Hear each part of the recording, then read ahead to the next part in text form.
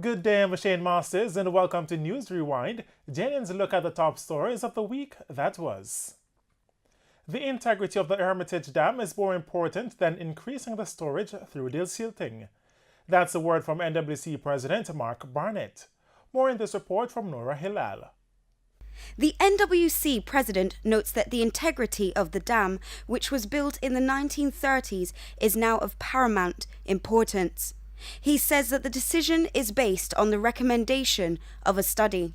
We have thought long and hard about Armitage. What should we do?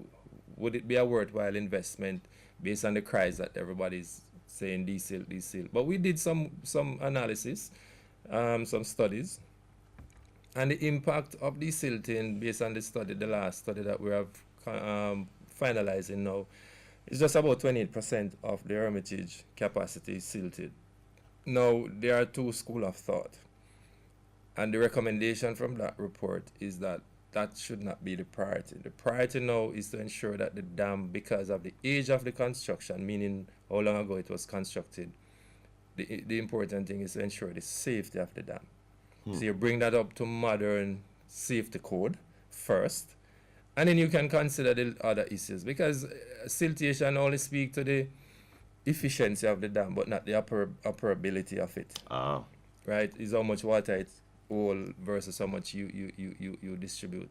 And so that we will be guided by those recommendations as our first order of business in terms of preserving that water supply source, so that we don't create any catastrophic situation. And you would have seen recently in the news, I was reading in Laos, there was a dam that just collapsed. So using that as a kind of a yardstick benchmark, you want to say then we need to do something to ensure that the dam that we quarrel so much about, we need to ensure that it is safe. When compared with the last drought, Mr. Barnett noted that things are not as bad as it relates to the availability and distribution of water. Overall, we are in a much better position, albeit there is some impact.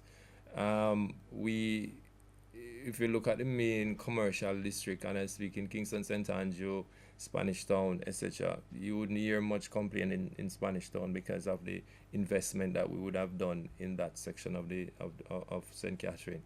In Kingston, for example, Monroe Reservoir is healthy in capacity, so those customers serving from that source would experience some disruption, but it is not as a result of lack of water. It is as a result of some of the other ongoing works that we're doing. And that is really compound some of our problems, because we have a contractual arrangement now, and with any reduced impact, reduced outfall or output rather from any of our sources with those works, in addition to the major road works that are happening, there's going to be disruption, and there's going to be some problems serving customers. There were more questions and answers at the RGR Gleaner Communications Group's town hall meeting on Tuesday in relation to the development of a National Heroes Park. We have more in this report from Michael Sharp. The plans for the construction of a new Parliament building and the development of the National Heroes Park are said to be in the vision stage. The plans are before Cabinet and awaiting approval. As a result, the Urban Development Corporation UDC, through its managing director, Dr. Damian Graham, could not give away too much. This caught the ire of the audience, who were anxious to know the details. Their representative member of Parliament for Central Kingston, Reverend Ronnie Thwaites, called for the immediate release of the plans to the public. Government is supposed to serve people, not order them around. As far as the Heroes Park is concerned, respectfully, do not expand the cemetery anymore and take out the parking lot. If the Parliament is to go there, which I support, please do not put it in the middle, and do not bring the museum there. The museum must go up by King's House. We need the park for recreation and for liberty. He also cautioned against demolishing the ministry buildings in the vicinity of the park and called for the provision of affordable housing. It is madness madness to talk about demolishing the Ministry of Finance, which was built for billions of dollars not 10 years ago, or the Ministry of Labor, or the Ministry of Education. That is in the plan that I was told about. Next thing, we want to ensure that people have decent housing. National Housing Trust, free up the capital now, lend it to the people so they can develop the houses that they have and resettle those who have to be resettled by building for them first. And do not build houses for $10 and $15 million because we cannot afford that. We want to own it according to our means. Chairman of the UDC, Government Senator Ransford Braham, sought to allay the fears of the residents in Allman Town and its environs. He said there wouldn't be any massive bulldozing of structures or relocation of people.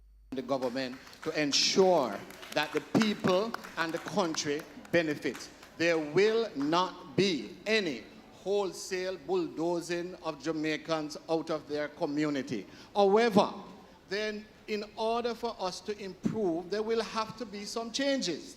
And in order to bring some changes, it means that we have to talk to you when we are ready. It don't make sense coming to talk to you and we don't know where we're going to put you. We don't know, the plans are not detailed enough to satisfy you that you can be put in this area in your community or that area is going to be a football field. We have to do some preliminary planning before we come talk to you. We're not trying to fool you, you know.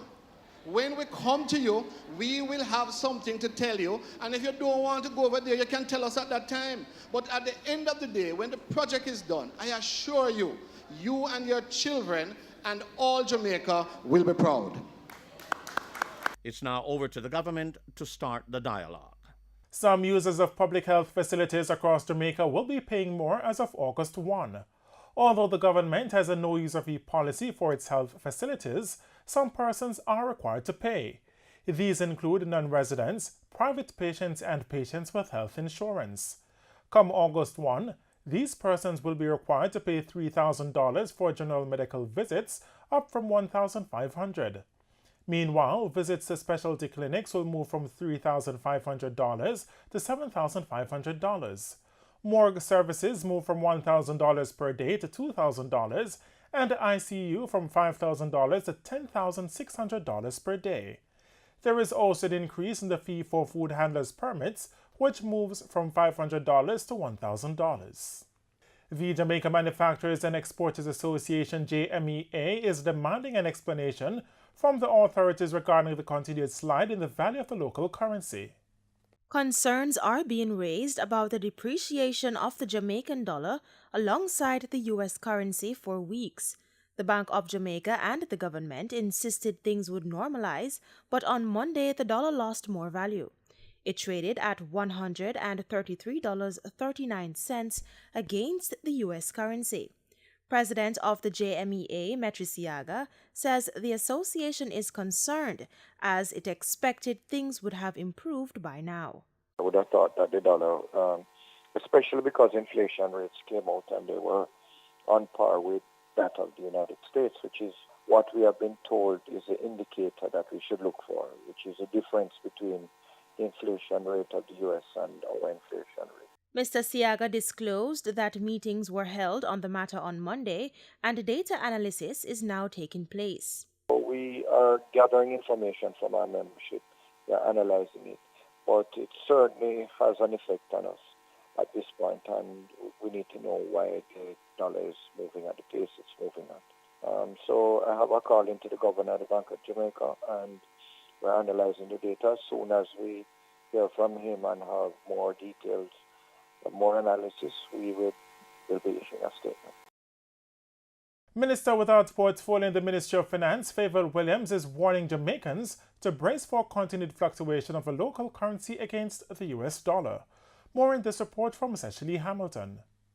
It's now costing an average $134.05 to purchase $1. Ms. Williams explained why there's a greater demand for the US currency. Because a lot of companies have US dollar debt on their books. As rates converge in the local markets, it's advantageous for them to change out those US dollar loans into Jamaican dollar loans, which is excellent, which is very good. It reduces the risk to companies of foreign exchange exposure. But in executing these transactions, what actually happens is that the companies have to go into the market to buy the US dollars to repay the loan, and that causes increased demand. An additional factor driving the slide in the value of the Jamaican dollar, she said, is a significant increase in imports this year compared to 2017. When we look at the data, we see that mineral fuels, machinery and transport equipment, chemicals, manufactured goods, and food leading the increase in imports. So if you look at the import of mineral fuels, that was up 16.7%, and that includes crude oil and liquefied natural gas. If we look at machinery and transport equipment, that was up 24.7%. If we look at manufactured goods, we're talking about 21, almost 28%. And in the manufactured goods area, we're talking about things like iron and steel, non-metallic mineral manufacturers. Ms. Williams said these factors will result in greater demand on the currency. She was speaking at the post-cabinet press briefing Wednesday morning. Opposition spokesman on Labour Horace Daly and Labour and Social Security Minister Shaini Robinson debated issues relating to the minimum wage in the House of Representatives on a Tuesday. Mr. Daly insisted the economy can sustain a higher minimum wage. The details from Codian Barrett. The national minimum wage is to be increased from $6,200 per week to $7,000 effective August 1. However, during the debate to pass the regulations into effect, Mr. Daly expressed his displeasure at the level of increase granted. He believes the increase is small and meaningless. It is not enough, and I said so then, and the opposition still says so now, that the people of Jamaica, the working class of this country, the poor people, Minister, can get more. The economy, Minister of Finance, the economy can sustain a higher minimum wage at this time.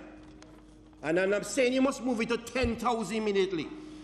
But it can sustain more than the 7,000 that has been offered. $800 after 2 years. Mr. Daly also noted that many employers are already paying higher wages, but it is up to the government to set an example. However, Labour and Social Security Minister Shaini Robinson accused Mr. Daly of treating the issue like a political matter rather than a debate that affects the country. A lot of what the member said, rather than focusing and even acknowledging that the head of the Household Helpers Association came out publicly and said that they were pleased with the increase, Mr. Speaker, is being disingenuous. Managing Director of the state-run National Energy Solutions Limited, Nestle, Carolyn Warren, has resigned. Her resignation follows public criticisms of her past. Mrs. Warren revealed early Thursday morning that she resigned with immediate effect on Wednesday. An investigation was being carried out as to ascertain why a police report was not requested prior to her employment at Nestle. There has been speculation whether Mrs. Warren was still employed after calls from the parliamentary opposition for her to be sacked based on her conviction 25 years ago on a drug charge. Mrs. Warren has been in the media spotlight after opposition spokesman on energy Philip Paulwell demanded that she be relieved of her duties. Mr. Paulwell has since expressed regret in his approach to the matter and withdrew the call for Mrs. Warren to be fired. Mrs. Warren has apologized for not declaring her conviction, stating that she made a mistake earlier in her life and had moved on.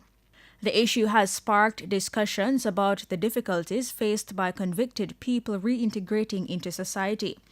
Mrs. Warren said she decided to walk away from the position to avoid, quote, prolonging this unfortunate and deeply painful situation, end quote. In a recent Facebook post, she stated, quote, the last few weeks have been the worst period of my entire life. No human being deserves this, no matter what they have done. I want to thank everyone for their kind words, thoughts, and prayers. To those who expressed not too kind thoughts, I respect your opinions.